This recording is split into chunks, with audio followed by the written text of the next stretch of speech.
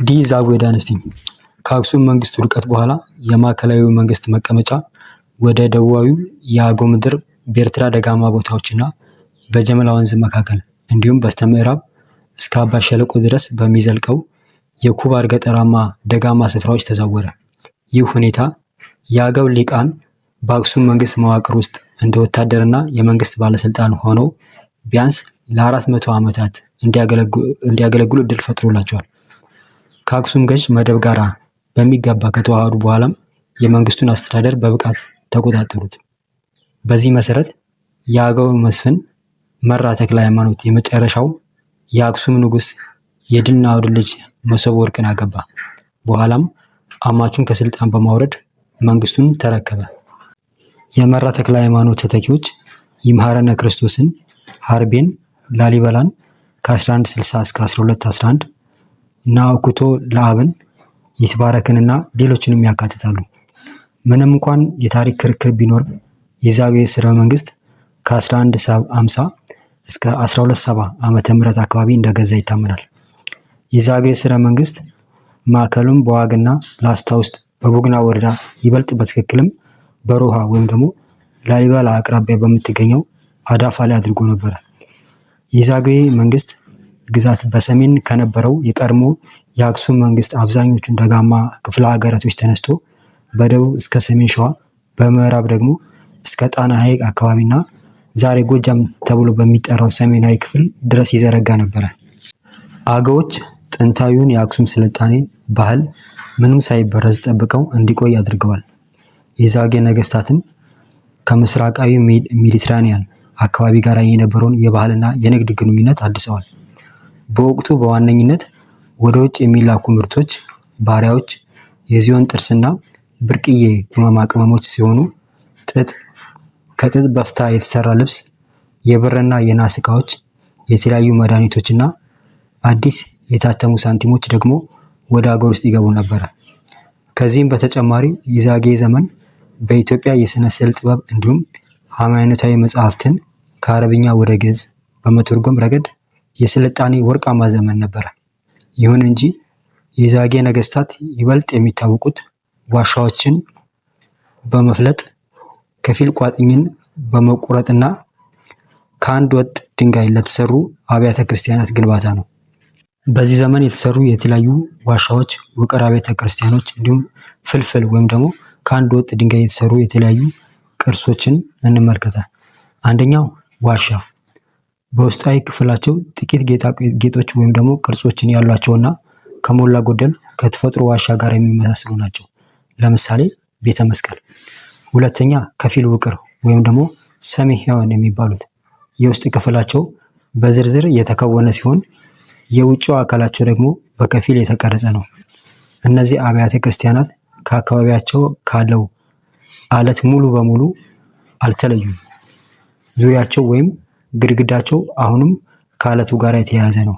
ለምሳሌ ቤተ ደናግል፣ ቤተ ደብረ ሲና ወይም ሚካኤል፣ ቤተ ገሉጎልታ፣ ቤተ መርቆሪዎስ፣ ቤተ ገብርኤል፣ ሩፋኤል እና ቤተ አባ ሊባኖስ። ሶስተኛ ፍልፍል ወይም አንድ ወጥ ሞኖሊቲክ። እነዚህ ደግሞ ጣሪያውን ጨምሮ የውስጥና የውጭ አካላቸው በዝርዝር የተከወነና የተጌጠ ነው።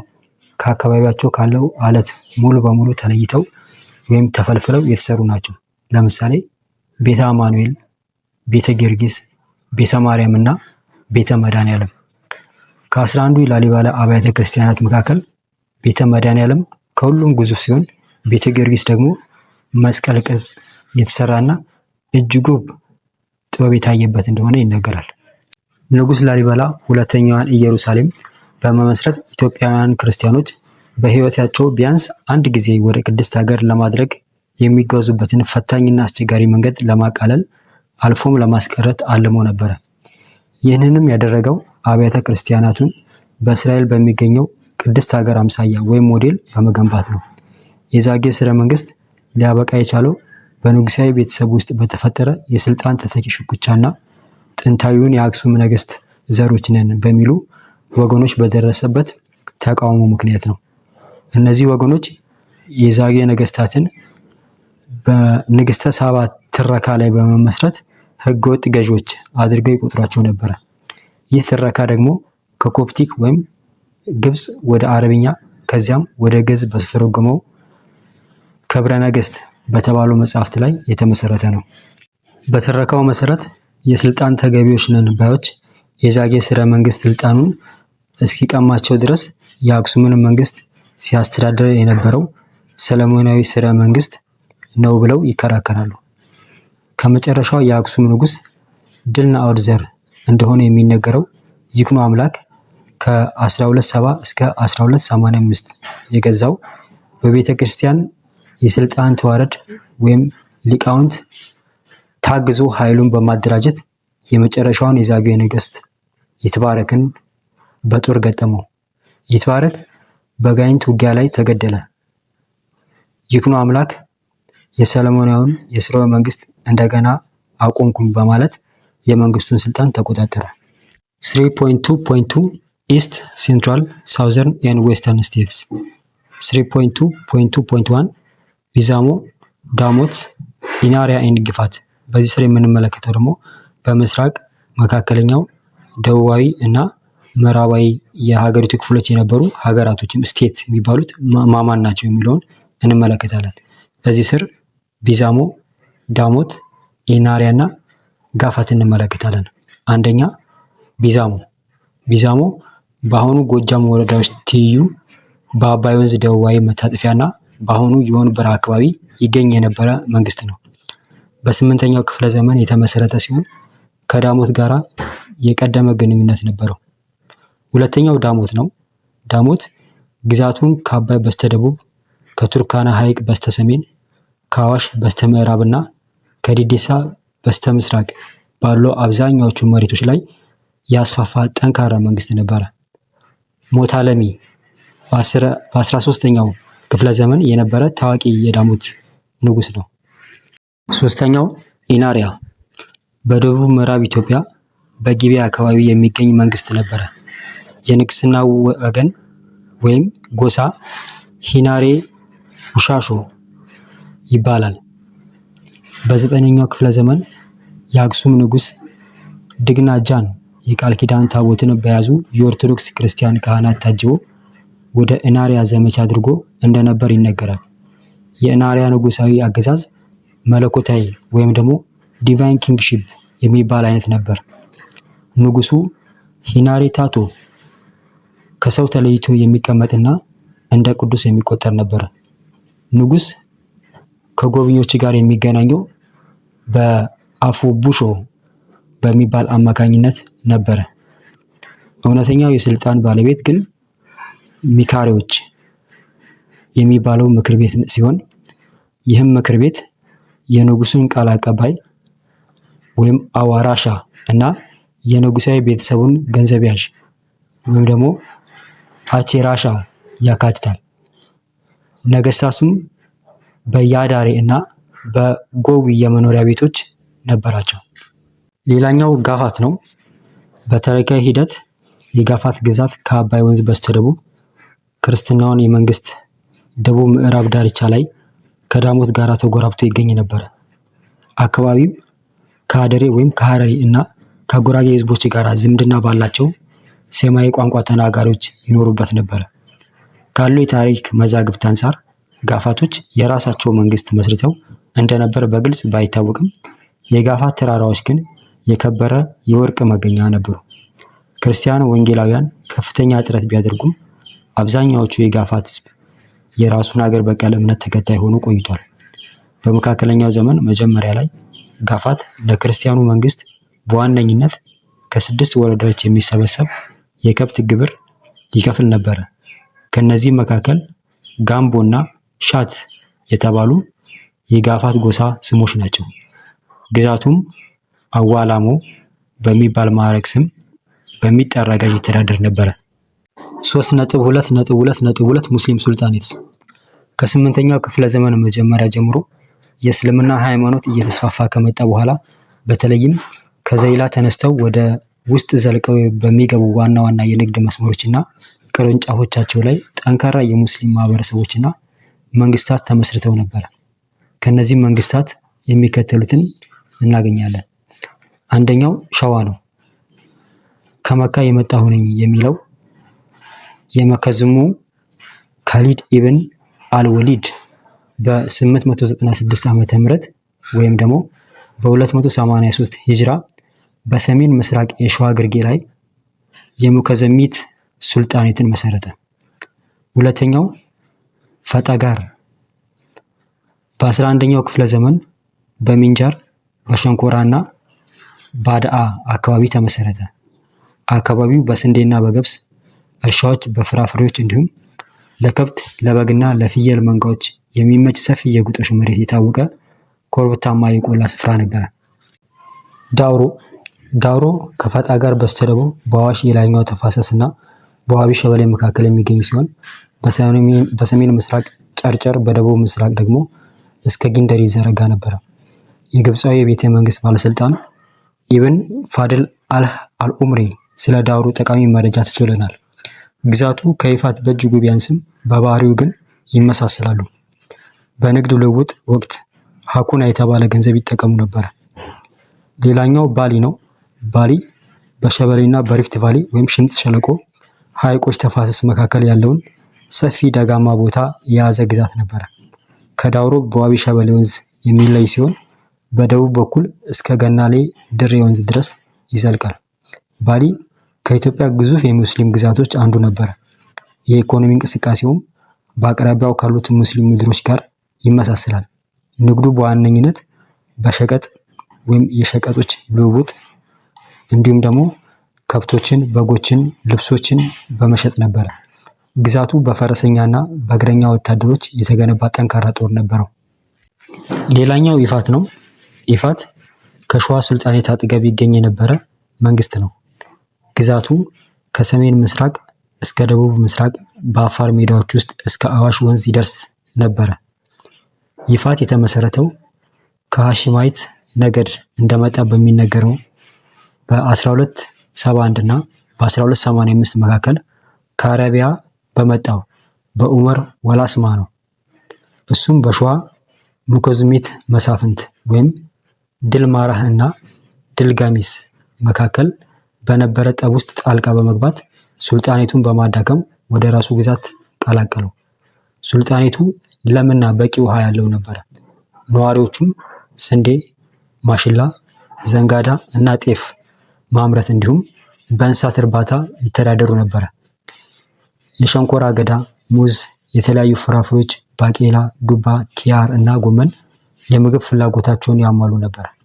ጫት ለመጀመሪያ ጊዜ እንደ ማነቃቂያነት ወይም ደግሞ ስቲሙላንት ጥቅም ላይ ሲውል የተገለጸውም በዚህ ዘመን ነው። ሌላኛው የተለያዩ ስቴቶች አሉ። ለምሳሌ እንደ አረባባኒ በሀዲያ እና ዳውሮ መካከል፣ ቢቁልዛር፣ ዴራ በዳውሮ እና ባሊ መካከል፣ ፋዲሴ፣ ጊዲያ፣ ሀርጊያ፣ ሃርላ፣ ኮዋሊጎራ፣ ቃዲሴ፣ ሸርካ በአርሲ ውስጥ ከዳውሮ በስተምዕራብ እና ከባሊ በስተሰሜን እና ሲም ያሉ እርስ በርስ ነፃ የሆኑ መንግስታት ተመስርተውና በልጽገው ነበረ። 3.3 ኤክስተርናል ሪሌሽንስ ኢትዮጵያና የአፍሪካ ቀንድ ቢያንስ ከክርስቶስ ልደት በፊት ከ3000 ዓመት ጀምሮ ከግብፅ ጋር ግንኙነት ነበራቸው። እነዚህ ግንኙነቶች ክልሉ ከሜዲትራኒያን ዓለም ወይም ደግሞ ከግሪኮ ሮማውያን ዓለም ጋር የነበረው የመጀመሪያዎቹ ግንኙነቶች ሳይሆን አይቀርም። በተጨማሪም ከክርስቶስ ልደት በፊት 1000 ዓመት አስቀድሞ በመንግስት ስራ ንቁ ከነበሩት ከደቡብ አረቢያ መንግስት ጋር በጣም የቀረበ ግንኙነት ነበራቸው። ክርስትና ወደ አክሱም በመግባቱ በክልሉና በግብፅ መካከል አዲስ ግንኙነት መልክ ፈጥሯል። እስልምና ወደ ግብፅ እስኪገባና የክርስቲያኖች ቁጥር በአጠቃላይ አናሳ እስኪሆን ድረስ በሁለቱ መካከል የነበረው ግንኙነት በአንጻራዊነት ሰላማዊና ወዳጃዊ ነበረ። ክርስትና ከገባ በኋላ አክሱም በጋራ ተቀናቃኛቸው የነበሩትን ፋርሳውያንን በቀይ ባህር አካባቢ የጋራ የንግድ ፍላጎት ከነበረው ከምስራቅ ሮም ወይም ደግሞ ባዛንታይን ኢምፓየር ጋራ የቅርብ ግንኙነት መስርታ ነበር። ይሁን እንጂ በ7ኛው ክፍለ ዘመን ይህ ግንኙነት እየተወሳሰበና እየሻከረ መጣ። የሙስሊም አረቦች በቅርብና በመካከለኛው ምስራቅ፣ በሰሜን አፍሪካ እንዲሁም በአባይ ሸለቆ ወይም ናይል ቫሊ አካባቢ በፍጥነት መስፋፋታቸው የአክሱም የምድር ላይ የንግድ መስመሮችና የባህር ላይ የመርከብ ጉዞዎች እንዲዳከሙ ምክንያት ሆኗል። ተከታታይ የግብፅ ሙስሊሞች ገዢዎች የኢትዮጵያ ኦርቶዶክስ ቤተክርስቲያን ጳጳስ የመሾምና የመላኩን ሂደት ለራሳቸው የውጭ ፖሊሲ ዓላማ ማስፈጸሚያነት መጠቀም ጀመሩ።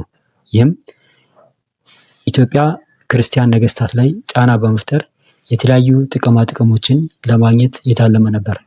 የኢትዮጵያ ነገስታትም በምላሹ የአባይን ወንዝ አቅጣጫ እንደሚያስቀይሩ በማስፈራራት ምላሽ ይሰጡ ነበር። ማምሉኮች ወደ ስልጣን መምጣት ተከትሎ በሁለቱም ወገኖች በኩል የሃይማኖት አናሳ ቡድኖች ላይ ስደትና እንግልት ይደርስ ነበር። ከዚህም በተጨማሪ ማምሉክ መንግስት በክርስቲያን ኢትዮጵያና በአውሮፓ ሀገራት መካከል ለነበረው ግንኙነት እንደ ግድብ ወይም እንቅፋት ሆኖ አገልግሏል። ይሁን እንጂ ኢየሩሳሌምንና በመካከለኛው ምስራቅ የሚገኙ ሌሎች ቅዱሳን ቦታዎችን የመጎብኘት ልማድ በመጀመሪያው ሺህ ዓመት ማብቂያ አካባቢ ተጀምሮ ነበር። ኢየሩሳሌም ለመድረስ ኢትዮጵያውያን ክርስቲያን ተጓዦች በግብፅ በኩል የሚያልፈውን የብስ መስመር ይጠቀሙ ነበር። ከካይሮ ተነስቶም ዳግመኛ በየብስ ጉዞ ወደ ቅድስት ሀገር ያመሩ ነበር። በዚህም ምክንያት በሚቀጥሉት ክፍለ ዘመናት በግብፅ ገዳማት፣ በፍልስጤም እና በአርሜኒያ ቅዱሳን ቦታዎች እንዲሁም በጣሊያን ከተማ መንግስት ወይም ሲቲ ስቴት ውስጥ ቁጥራቸው ቀላል የማይባል የኢትዮጵያን ክርስቲያን ማህበረሰብ ተፈጥሮ ነበር። እነዚህ በተለይም የዓለም ክፍሎች ይኖሩ የነበሩ ማህበረሰቦች በኢትዮጵያ ክርስቲያን መንግስትና በአውሮፓ መካከል እንደ አስፈላጊ ድልድይ ወይም አገናኝ ሆነው አገልግለዋል። ተጓዦቹ በቅዱሳን ቦታዎች ከሚገኙ የአውሮፓ ክርስቲያኖች ጋር ሲገናኙ ስለ ኢትዮጵያ ኦርቶዶክስ ተዋሕዶ ቤተክርስቲያን እና ስለ ልዩ ስርዓተ አምልኮ ልምዶቻቸውን በመረጃ ያካፍሉ ነበር። በተጨማሪም ስለ ክርስቲያኑ መንግስት የግዛት ስፋት ያስረዱ ነበር። አውሮፓውያኑ ከነዚህ መረጃዎች በመነሳት የኢትዮጵያ ክርስቲያን መንግስት በአፍሪካ ቀንድ የሚገኝ እጅግ ኃያልና ሀብታም ሀገር እንደሆነ አድርገው ማሰብ ጀመሩ። በዚህም ምክንያት ቅድስት ሀገር ያሉትን የሙስሊም ኃይሎች ለመመከት ይህን በሀሳባቸው የሳሉትን ጠንካራ ክርስቲያን ኃይል ለመጠቀም ፈለጉ። በ12ኛው ክፍለ ዘመን አጋማሽ አካባቢ ቄስ ዮሐንስ ወይም ፕሪስተር ጆን ተብሎ ስለሚጠራው እጅግ ሀብታምና ኃያል ክርስቲያን መሪ የሚተርክ አፈታሪክ በአውሮፓ ውስጥ መሰራጨት ጀመረ። ይህ ትረካ ይበልጥ የጎለበተው በኢየሩሳሌም ይዞታ ላይ በአውሮፓ ክርስቲያኖችና በመካከለኛው ምስራቅ ሙስሊም መካከል ይደረግ በነበረው የመስቀል ጦርነት ወይም ክሩሴድ ዋር ወቅት የኃይል ሚዛን ወደ ሙስሊሞች ባጋደለበት ጊዜ ነበር። እንደ አውሮፓውያን አቆጣጠር ከ1165 በቄስ ዮሐንስ ወይም ፕሪስተር ጆን እንደተላከ የታመነና ለአውሮፓውያን ነገስታት የተጻፈ ደብዳቤ በአውሮፓ ታየ። ደብዳቤውም ስለ ቄስ ዮሐንስ እጅግ ግዙፍ ኃይል የሚገልጽ ነበር። የቄስ ዮሐንስ ሀገር የሚገኝበት መልክዓ ምድር ስፍራ ከአንድ ክፍለ ዘመን በላይ ለአውሮፓውያን ሳይታወቅ ቆይቷል። ይሁን እንጂ በቀይ ባህርና በህንድ ክፍለ አህጉር መካከል የሚገኝ ብቸኛ የክርስቲያን መንግስት የኢትዮጵያ ክርስቲያን መንግስት በመሆኑ አውሮፓውያን የኢትዮጵያ የቄስ ዮሐንስ ምድር እንደነበረ መቁጠር ጀመሩ። ከዚህም የመንግስቱን ትክክለኛ ቦታ መፈለግና ከእርሱ ጋር ጥምረት መፍጠር ጀመሩ።